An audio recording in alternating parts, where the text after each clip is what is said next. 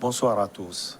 Bonsoir Mamadou Diouf. Bonsoir Michel. Merci de répondre à notre rendez-vous avec vous. Nous allons parler de la RDC et de la Côte d'Ivoire.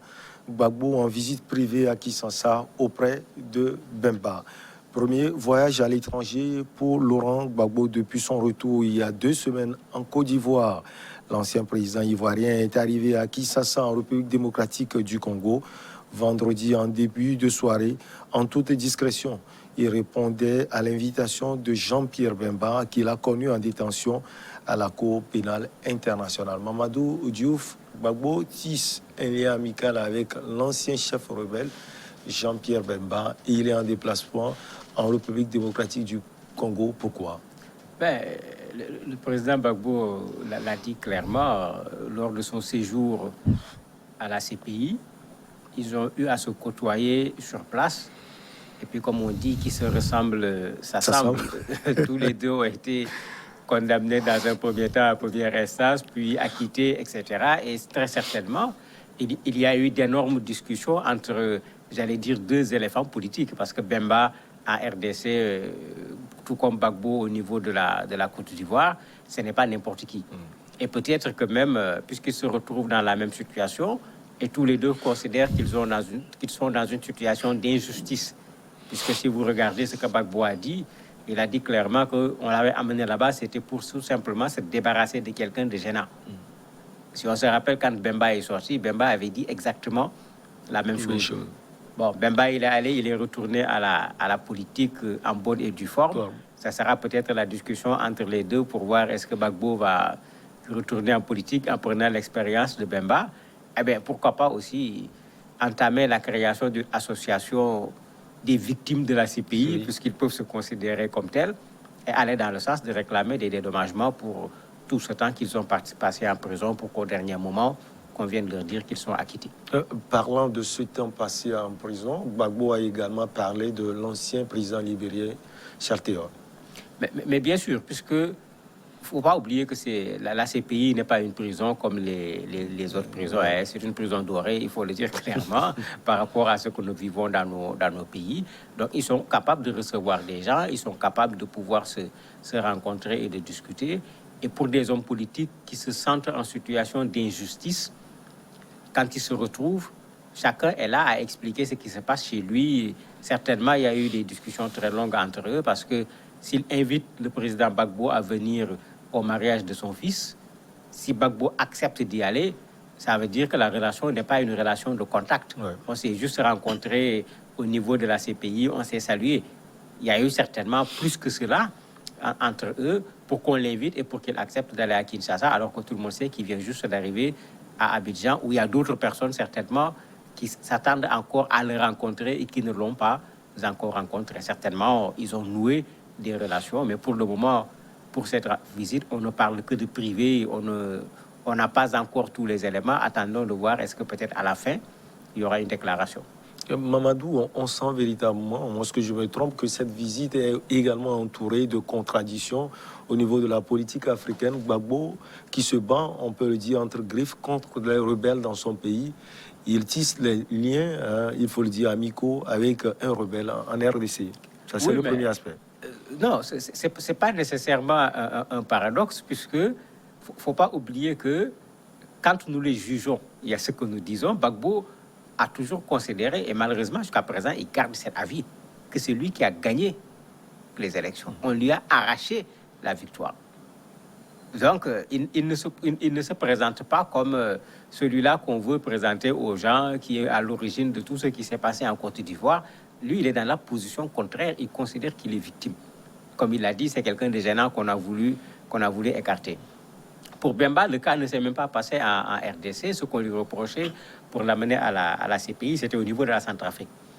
C'est vrai qu'il était responsable d'un groupement rebelle et on considère que ce groupement allait se battre en Centrafrique et ils ont commis des atrocités au niveau de la Centrafrique. Mais comme pour le cas de Gbagbo, quand on accuse quelqu'un de génocide et autres, il faut pouvoir prouver d'abord par des faits et mettre le lien, ce qu'on appelle l'imputabilité, créer une relation claire entre la personne désignée et les massacres qui ont été faits. Parce que ce n'est ni Gbagbo ni Bemba qui sont allés tuer qui que ce soit. Maintenant, comment faire le lien entre ceux qui ont tué et eux pour dire qu'ils sont au moins les responsables sur le plan moral. C'est ça qui a été le plus difficile. Donc, en fait, Bemba est retourné chez lui. Et si vous vous rappelez, triomphalement, comme Gbagbo est retourné triomphalement. Donc, à la limite, chacun d'entre eux se considère comme étant blanchi. C'est des gens qui continuent à dire ce qu'ils ont fait et ce qu'ils n'ont pas fait. Eux, ils sont en train de se donner, j'allais dire, une nouvelle vie en considérant que, bon, ils n'ont plus rien à se reprocher puisque la CPI les a acquittés. La RDC est proche de la Belgique, ça on le sait tous, mais pour des analystes politiques, Jean-Pierre Bemba serait proche de la France. Laurent Gbagbo dénonce également la France-Afrique. Oui, mais pour le moment, il ne faut pas qu'on oublie que Bemba n'est pas au pouvoir, Gbagbo n'est pas au pouvoir. Donc, ils ont leur liberté. Gbagbo, tout le monde sait pourquoi il ne peut pas être pour la France. Il a été clair en disant que c'est la France qui l'a arrêté. Bon, c'est vrai qu'actuellement, il ne revient pas sur ce discours, mais quand on venait de l'arrêter, lui et ses partisans, tout le monde a été clair. Même pendant longtemps, ça a créé ce débat. Qui a arrêté le président Gbagbo? Est-ce que c'est les soldats ivoiriens ou ce sont les soldats français? Donc, on peut comprendre parfaitement le discours du président Gbagbo. Pour ce qui est de Bemba, c'est le contraire. Si vous regardez, il était dans une coalition au moment des élections présidentielles. C'est quelqu'un qui est carrément retourné dans le système. Les gens oublient même que Bemba était passé par la CPI. Oui. Actuellement, il est du côté du président Tshisekedi, bien que dans la visite, pour le moment, il n'est pas prévu officiellement une rencontre avec le président Tshisekedi, mais on ne sait jamais. Peut-être que Gbagbo va rencontrer le président Tshisekedi, puisque Bemba est devenu un proche de Tshisekedi, bien qu'ils étaient des adversaires au moment de la campagne électorale. Donc, il y a encore tout un jeu là-bas. Pourquoi Bemba a invité Gbagbo? Pourquoi Gbagbo a accepté? N'oubliez pas ce que j'ai dit tout à l'heure, c'est de gros politiciens qui sont là. Qu'est-ce qu'ils sont en train de tramer?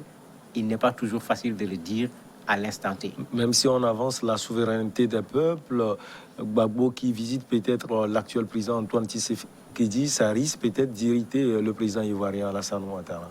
Non, pas nécessairement. Gbagbo est un ancien président de la République. Et la Côte d'Ivoire lui a accepté ce statut d'ancien président de la République. D'ailleurs, il a été reçu à Kinshasa par le protocole d'État, à cause de son grade d'ancien chef d'État. Donc, sur cette base, il peut parfaitement rencontrer le président Tshisekedi. Il faut qu'on cesse de tout transformer en problème. Ce n'est pas parce que Gbagbo a rencontré le président Tshisekedi que Tshisekedi s'est mis derrière Gbagbo contre le président Ouattara. Je crois que le calcul est allé trop vite. Il peut le rencontrer en tant qu'ancien président.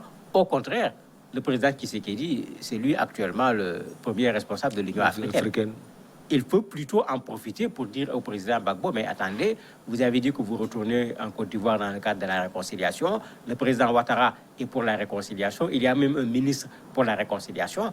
Il peut pousser Gbagbo à aller vers la réconciliation, à se rapprocher davantage pour que la paix continue en Côte d'Ivoire au lieu qu'on se retrouve dans une crise qui va ramener des mauvais souvenirs pour la Côte d'Ivoire. Et je crois qu'il faut plutôt le prendre de ce côté plutôt positif. Et Tshisekedi sait de quoi il s'agit, puisqu'il a son problème avec ces dizaines de groupes rebelles qui sont dans son pays. Il sait très bien ce que veut dire la paix et ce que veut dire la guerre. Reçu par le protocole d'État en RDC, mais il évite le protocole au niveau de la Côte d'Ivoire. C'est inquiétant quand même, Mamadou, il faut le préciser. Bon, il faut dire qu'à l'arrivée en Côte d'Ivoire, il y a eu plein d'informations sur le coup, et sur l'instant, on ne se retrouvait plus. Ce que disent ses proches, c'est qu'on lui a donné l'information qu'on a empêché les gens de venir à l'aéroport. Oui. On a gazé ses partisans le matin. On est en train de tirer sur ces gens. Lui, ça l'a révolté. Et pour lui, c'était un peu contradictoire. Comment on m'ouvre le pavillon présidentiel et en même temps, on veut empêcher à mes partisans de venir. Mais c'est sur l'instant. C'est-à-dire qu'il n'y a pas un temps de réflexion, il n'y a pas eu une concertation, il n'y a pas eu de réunion. Finalement, il est rentré dans sa voiture, il est parti. Vous avez vu les chefs traditionnels et autres qui étaient là-bas sous la tente, mais ces gens-là n'avaient aucune responsabilité de ce qui s'est passé dehors. Et ces chefs lui ont reproché, le minimum aurait été de venir saluer ces gens qui étaient assis là-bas pendant des heures pour l'attendre au lieu de prendre sa voiture et de partir tout simplement. Pour moi, c'est une très mauvaise communication de sa part. Il aurait pu passer par le pavillon présidentiel et en ce moment, son discours qu'il tenait à partir de la Belgique pour ce qui concerne la réconciliation, il aurait posé un pas fort. Mais quand tu boudes ce qu'on t'a donné, mais quelqu'un qui boude ne semble pas être prêt à discuter, parce que pour discuter, il faut d'abord être sur place. Même le pouvoir en place répondait en disant, bon, on nous a toujours reproché pourquoi il n'y a pas eu de ministre à l'aéroport pour l'accueillir. Les gens disent, mais s'il y avait des ministres qui l'attendaient au niveau du pavillon présidentiel, vous imaginez ce que ça fait, des ministres qui viennent attendre un ancien président, qui vient, qui boude et qui s'en va sans passer par là-bas et serrer la main à ses ministres. Donc, à mon avis, sur ce plan-là, lui et son staff, ils se sont parfaitement trompés. Quand on veut la paix, les gestes qu'on pose, les paroles qu'on sort doivent aller dans le sens de cette paix-là. Les gens, après 2 semaines après son arrivée en Côte d'Ivoire, les gens pensent qu'il y a plus de priorité au niveau du Fonds populaire ivoirien. Il y a plus de travail à faire avec son ancienne épouse Simone Yves Gbagbo que d'aller voir Jean-Pierre Bemba. Mais non, Gbagbo veut montrer qu'il est libre également. Il y a ça aussi, il veut montrer qu'il est libre. N'oubliez pas qu'il sort de 10 ans pratiquement d'enfermement. Il a peut-être envie de voyager, de sentir lui-même qu'il est libre, de se retrouver lui-même en tant que quelqu'un qui est tout à fait libre. Maintenant, pour le cas du FPI, ce n'est pas en 3 jours que ça va être géré. Oui. C'est vrai que le cas Simone est là comme une grosse équation. On se demande comment l'équation va être résolue. Malheureusement, la procédure judiciaire a été entamée. Espérons que certains feront les bons offices pour qu'ils se séparent à l'amiable au lieu que ça soit une bagarre devant la justice qui aura nécessairement un impact sur le fonctionnement du FPI, puisqu'il ne faut pas qu'on se trompe. Gbagbo, Simone plutôt, n'est pas dans le FPI parce qu'elle est la femme de Gbagbo. Elle a cofondé le parti. Ce n'est pas une première dame dans le FPI. Elle est première dame au niveau de la présidence, mais au niveau du FPI, mais elle a mouillé le maillot, comme on dit.